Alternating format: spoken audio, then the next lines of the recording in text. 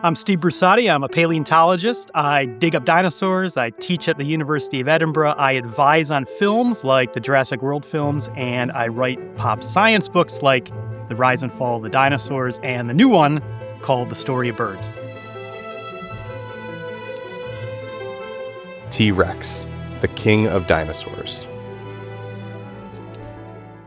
With the fossil record, we can trace evolution over time. That's one of the main reasons why paleontologists like me study fossils. We want to understand evolution. And what we see with dinosaurs, when we have a good enough fossil record, we can trace a single lineage over tens or even hundreds of millions of years. And to give an example of that, I'll just turn to my favorite dinosaur, the most famous dinosaur. Some might say the most overrated dinosaur, but I think it deserves all the accolades that it gets. That, of course, is T-Rex, the tyrant lizard king, the king of the dinosaurs.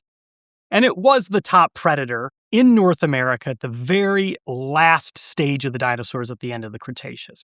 But it wasn't always that way. T-Rex came from a long line of ancestors that changed and adapted and endured and survived. And believe it or not, the fossils show that the Tyrannosaur family goes back more than 100 million years before T-Rex.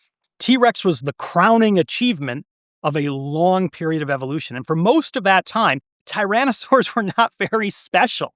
They just simply weren't. For most of that time, Tyrannosaurs were basically my size. Now, the very first Tyrannosaurs we see are from the middle part of the Jurassic period. We have a few very scrappy, very tantalizing fossils, a little bit of a foot, one tailbone, a few teeth that my crew has found on the Isle of Skye in Scotland, where we do a lot of our fieldwork. But there are better fossils of that age from China.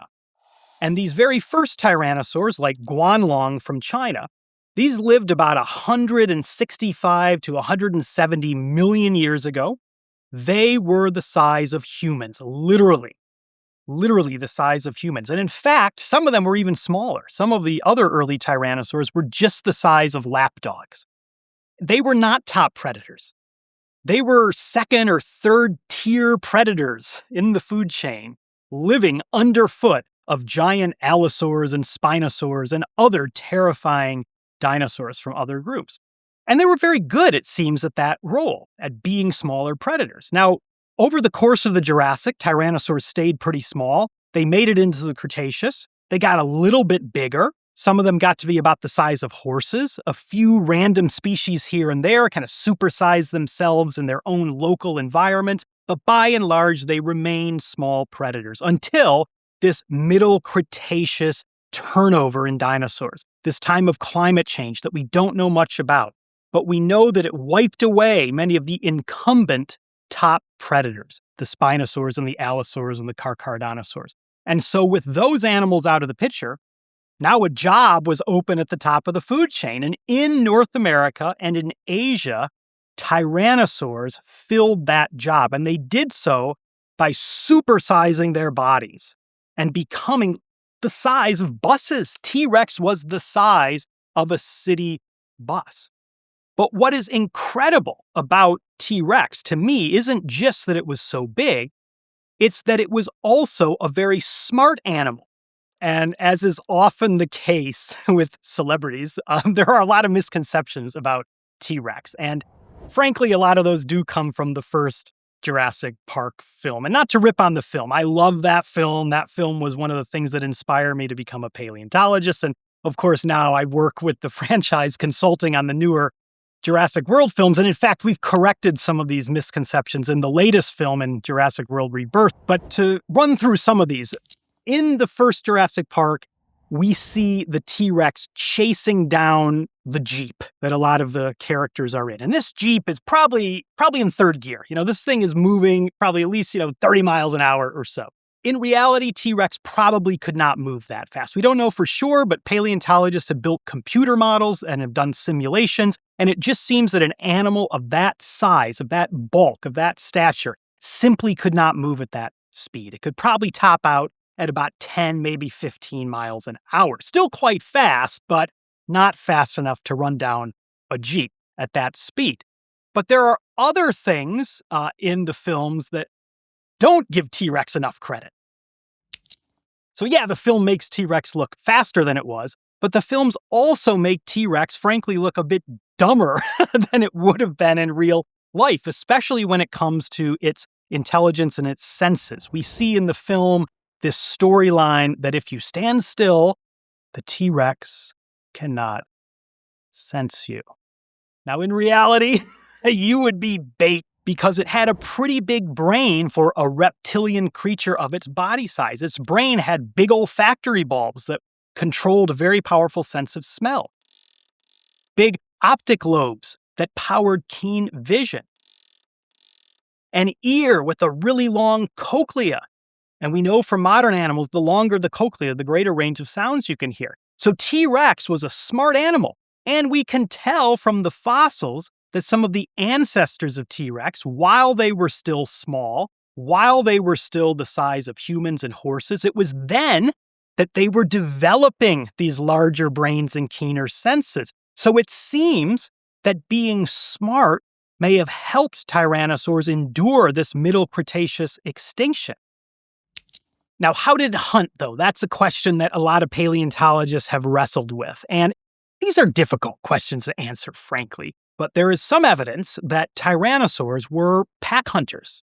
And that is different than how they're often depicted in films as these solitary murderers. Now, the evidence that we have is that there's a few species of tyrannosaurs that have been found in bone beds. And basically, bone beds, that's just the term that we use as paleontologists for a mass graveyard. And these bone beds, they have only bones of the same species of tyrannosaur, of many different individuals, from juveniles up to adults. So if you preserve a whole bunch of individuals together in a mass grave, that is a good sign they must have been living together. And if they were living together, maybe they were hunting together. The thing about T-Rex that always throws me, because it's an incredible animal, I mean, the size of a bus, head the size of a bathtub, 50 banana-sized teeth in his mouth. It could crush the bones of its prey. The ultimate predator from Earth history. But its arms were the size of my arms. And my arms are not that big. So how could such an incredible, sublime animal have such pathetic arms? It is a riddle that goes back to the discovery of T-Rex in the early 1900s. And we don't honestly know for sure why the arms were so small, but we have a pretty good idea. And that comes from a few things. First of all, we can see that over the course of tyrannosaur evolution, tyrannosaurs started small. First tyrannosaurs were the size of people, the size of dogs. They had longer arms and smaller heads. But over time, as their bodies got bigger, the heads got bigger and bigger, the arms got shorter and shorter. So it definitely seems like there was a trade-off, and the head was taking on most of the jobs that the arms once did in terms of grabbing and processing food. So something like T-Rex really was like a giant land shark. It would have led with its head, done most of the work with its head. But the arms were still there, and that's the interesting thing, because if a structure is totally useless, evolution will usually just get rid of it or make it so tiny that you can barely see it. Like the hind legs of whales. Whales evolved from mammals that lived on land. They had hind legs. They went into the water. They lost those hind legs. So the fact that T-Rex still has arms, that means something. The other thing that means something is, yeah, the arms are the size of my arms in terms of how long they were, which is weird. This is a bus-sized animal with arms the size of my arms. Very strange, but those arms of T-Rex were very muscular. Much, much, much more muscular than my arms. And we can tell because muscles leave scars on the bones, and those scars are huge on the T-Rex arm bones. Now, the muscles that were really big on the T-Rex arms were the ones that would have brought them closer to the body, like this. So that motion must have been something that they were doing quite regularly that was important to them. And we can speculate. Maybe they were holding on to each other when they were mating.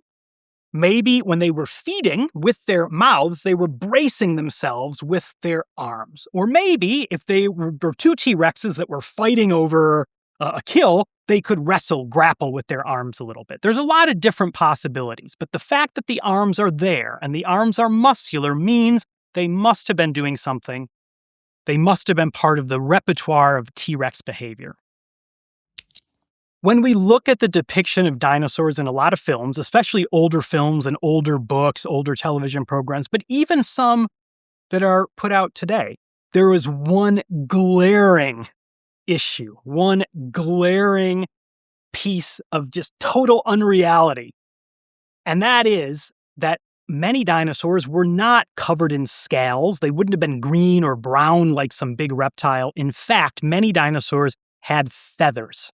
Many dinosaurs had feathers all over their bodies. Even some dinosaurs had wings on their arms. Velociraptors had wings on their arms. We know this because we know it directly from fossils, from real fossils. Now, these fossils were first found in the mid-90s. One is a little dog-sized tyrannosaur called Zhenyuanlong, a primitive one. The other one is called Eutyrannus, and it's big. It's about 30 feet or about 8 or 9 meters long. It weighed over a ton. And that means that T-Rex itself probably had some kind of feather. We don't know for sure. T-Rex is from North America. It has never been found fossilized in those conditions that allow feathers to be preserved, so we don't know for sure, but we know its ancestors must have had feathers.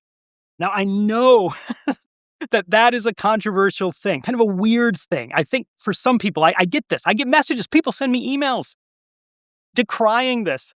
Oh, you've taken away this idea of T-Rex I had from childhood as this giant primeval reptilian monster, and it's no longer scary, and you've made it this fluffy, feathery thing. No. First of all, we got to deal with the fossils we have. So if it had feathers, it had feathers. Your feelings don't matter, sorry.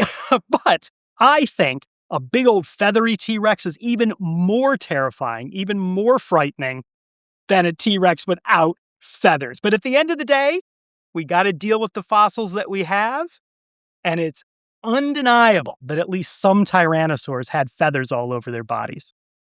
More dinosaurs now are being found than ever before. And believe it or not, there's a new species being found about once a week on average. So about 50 new species every year. Now, you add them all up, and we know of maybe about 2,000 species of dinosaurs, which sounds like a lot.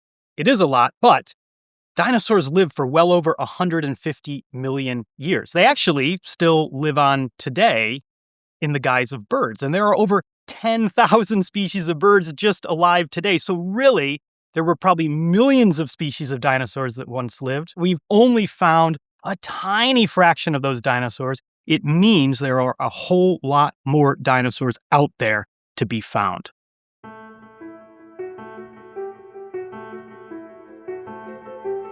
Want to support the channel?